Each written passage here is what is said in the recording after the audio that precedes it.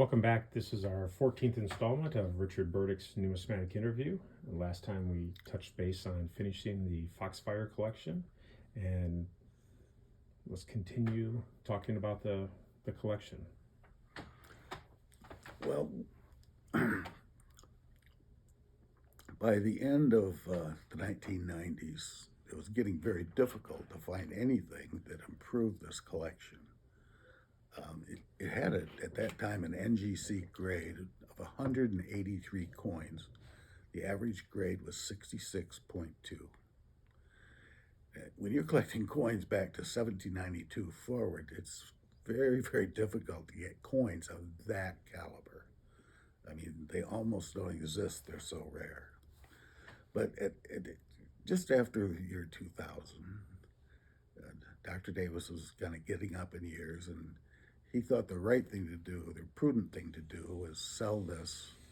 Well, he's still alive, so he makes sure it gets done properly. So he told me to, start looking for a buyer for this collection. So I figured, well, I have to have some kind of record of it. So we made a list, and I thought, well, I'll write a monograph and just give a verbal description of each coin. So I started doing that, and the first round took me 6 or 8 months to really, what I thought, do a bang-up job. And when I got that done, actually we'd acquired a couple more coins of significance, and I kept rewriting this, I call it a monograph rather than a book. So anyway, he told me the price he wanted for this collection, which was quite staggering in my opinion, and I don't know if it was actually achievable, but I gotta try. And I had a couple of some of the biggest, most knowledgeable dealers in this country come in and look at it, and they just couldn't get it anywhere near the number that it would require to buy this collection. So it was toward the end of 2002.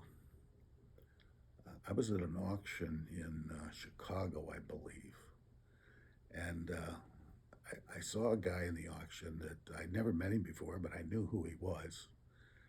His name was Brent Pope, and we started talking. Like I say, we're in the very back of the auction room, and I didn't really know what to say to this guy, but we started talking about early coins, and I had that Foxfire book in my carry-on bag. So I happened to pull it out, and he noticed on the front cover the photograph of the 1797 Leland Rogers $50. And he was aware of that coin. Somehow he had heard about it, and he said, "This coin is for sale." And I said, "Well, you got to buy the whole collection." So he thumbed through it. He said, "I want to talk to you." So we went outside the auction room, and we sat there, and he flipped through that book, and he kept asking questions. We talked for 4 hours.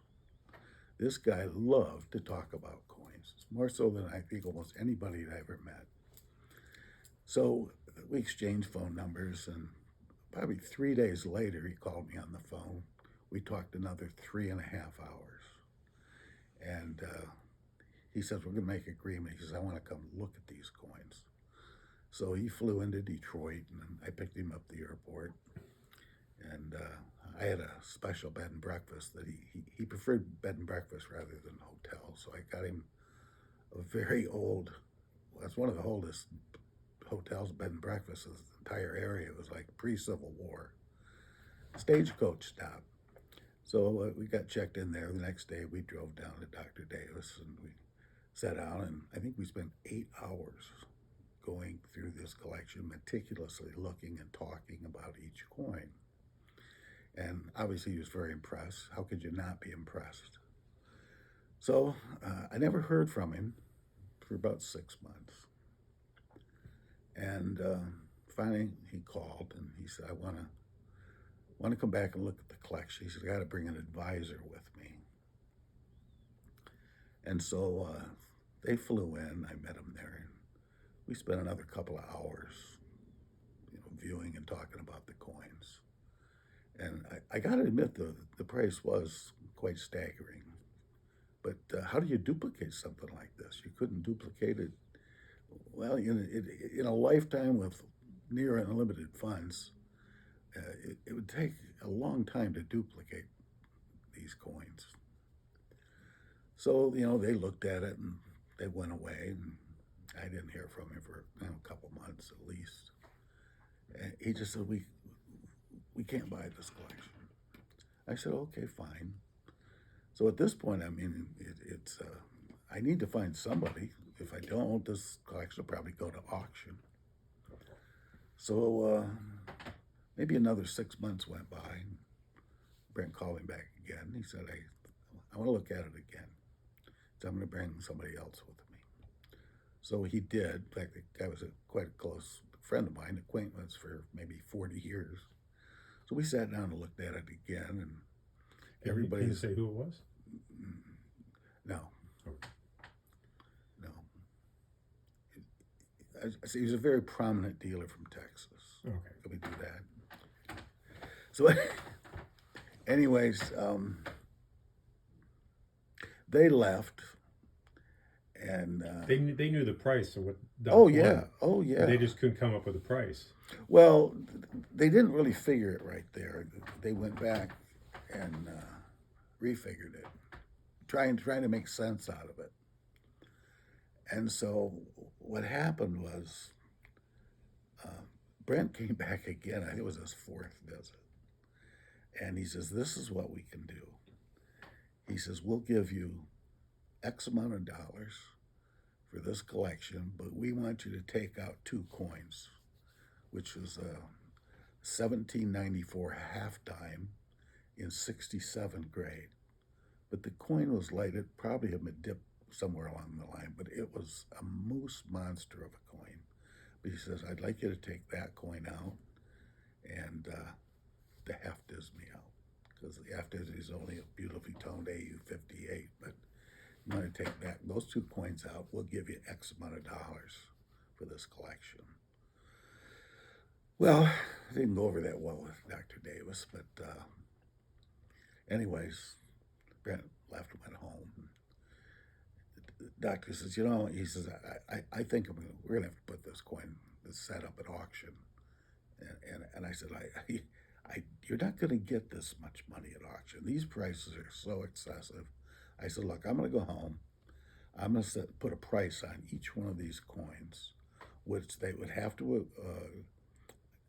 you would have to get this much money for each coin for it to come up to this price. So I did that. I went down there the next day. I said, look, you're getting X amount of dollars for this chain cent. You're getting X amount for the recent. You're getting X amount of dollars for the Leland Rogers 1797 half dollar. And the numbers are right there. And I says, these are the numbers you have to put on these coins to get it up to this price that you want for this collection. And he looked at those figures, and his wife looked at those figures, and she said, I think Richard's right. She said, I think you should. And he thought about it, and he said, well, okay, we'll do it. And it took another 6-8 months before it actually finalized, but that's how the Pogue family acquired the Foxfire Collection. And by acquiring that, it set them off into a different league, because I think they might have only owned 1 early copper coin at that time. And there was a bunch of other coins in there that they didn't have. Denominations they didn't collect. They didn't collect the small denominations. They didn't collect half cents. They didn't collect dimes, quarters, half dollars in a series, date and major red book varieties. They only collected up to 1840 at that time. Well, there were many type coins after 1840, clear up to the middle 1990s. And so at first, Brent decided to keep all those coins, and then he decided, well, we don't really collect coins after 1840. He gave me a bunch of them to sell, but he kept some of the very, very best coins. There was an absolutely gem 1853 Arrows and Rays half dollar that to this day is the best one I've ever seen. In fact, I got it from an old-time collector in Detroit. And Was that Andy that we talked about Yes, previously? yes, yes. Okay. And there's a good story that goes with that coin. I can't pass up. Um, I got that coin from Andy. I would say 1979, and I took it to his show. I only had it a couple weeks, and he wanted a huge price for this thing, but it was an absolute gem of a coin. I mean, 53 arrows and a half dollars. You can find unks, but try to find a gem original that's never been dipped. So I showed this coin to. He's a big dealer from Miami. I can't remember his name right now, but I told him the price, which was like at the time, I don't know, $12,000-$15,000, which was way over gray sheet.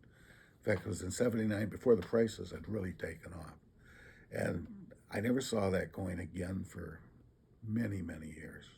Oh, I had offered it to Dr. Davis, and he didn't buy it because this was before we really got ramped up and started to really upgrade the typeset. So I didn't see that coin again until about 1999, I'd say. And it was owned by a very well-heeled dealer collector from the East Coast. And he said, "Now, Rich, I'm going to show you something. It's not for sale, but I'm going to show you something." And I looked at it and I said, "Well, I used to own that coin." I told him kind of the pedigree where I got it, and I said, "Look, I really got the perfect place for that coin." And he told me the price, which was staggering. But I said, "Look, let me show it. Let me show it at the man home's the typeset." So I took that home, and Dr. Davis looked at that coin, and I gave him the price. And see, 50 arrows and rays, quarters and half dollars were amongst his favorite coins. So he bought it right on the spot. He didn't even quibble about the price, which was unusual. But that's the story of one of the coins that was in the Foxfire collection. And it set that collection on a whole different program because they started acquiring half cents, large cents, all the way up through the middle dates. The classic had. Now the collection wasn't always certified. There was a time when. Okay, I'll get to that. And we actually, I told Mark Salzberg about this collection. He was really, really interested in this. So we delivered it to NGC at a major coin show in Ohio, Columbus, Ohio. NGC took possession of it, all 183 coins. And they took them back to Sarasota, and they graded them all, returned them. And actually, that had all happened before I showed it to any of the prospective buyers. So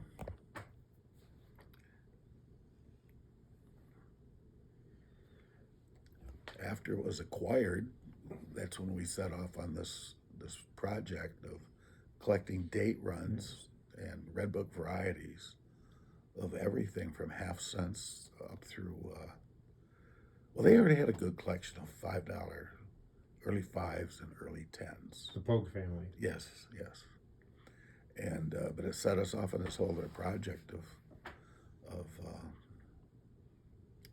these other denominations, which is quite a chore. I mean, these coins had to be, if they weren't finest known, they really weren't that much interested. Well, try to find these by date. And those coins are all locked up in major collections. You have to wait for them to become available. So as luck would have it, in 2004 and 5, we started finding a coin here and there.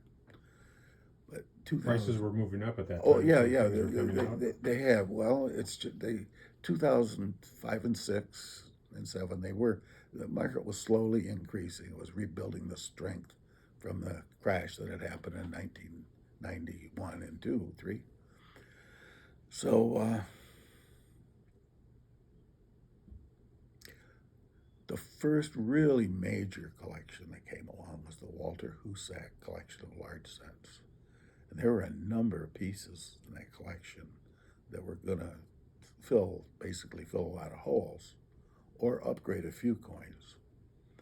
And they sent me to that sale loaded for bear, and Brent and I went over the coins, talked about them. And we ended up acquiring quite a number of those pieces, which really advanced the collection. Fortunately, the next year, the Dan Holmes collection.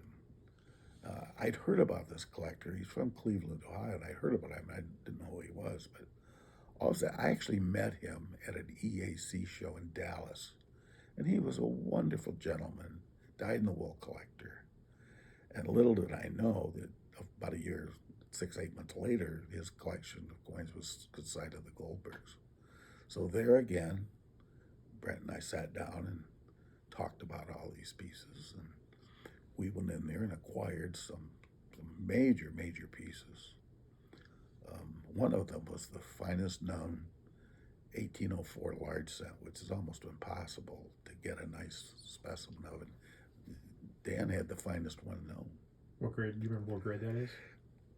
I don't remember the grade. I do remember the price. That was over $500,000. Wow. And we did quite well there, getting most of what we needed. Okay. And then fortunately, shortly after that, the Ted Nafsker collection of coins that didn't sell in his private transaction back in the early 90s. Some of them were duplicates or just coins he just didn't bother selling. So there again, we went to that auction, did very well, acquired. It takes auctions like this for things to come out, for it to give the next generation of collectors a shot at acquiring them. Yeah. And just a few years later, the Cardinal collection came on the market. There again, we went there, and by the time this collection, we were fast-tracked into getting some of the finest knowns, like many of the finest knowns, from 1793 up to 1814. And then, lo and behold, the Nafsker collection of middle dates came on the market. There again, Brent and I sat down, talked about them, developed a strategy, and we went in there and were strong bidders and acquired many of the great coins. Now, this put the large cent collection had just come together in a short period of time, only because we were exposed to some of the great collections. Very unusual for this to happen in a short period of time. Right. But it did, and that's kind of how it worked out. Okay. Well, we're going to go ahead and take a little break here, and we'll be back again talking more about working on building the Pogue collection. Please like and hit the subscribe button if you're enjoying these videos. Thank you.